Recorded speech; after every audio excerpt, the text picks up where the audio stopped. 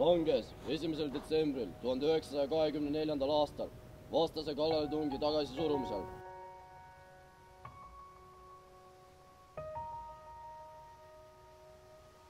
Kadett Aleksander Teder langes 1. detsembril 1924. aastal vastase kallaletungi tagasisurumisel.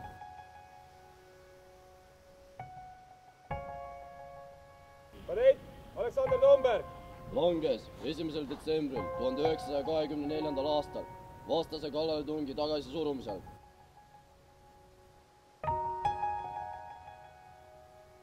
kadett Arno Tallemras langes 1. detsembril 1924. aastal vastase kallaletungi tagasisurumisel.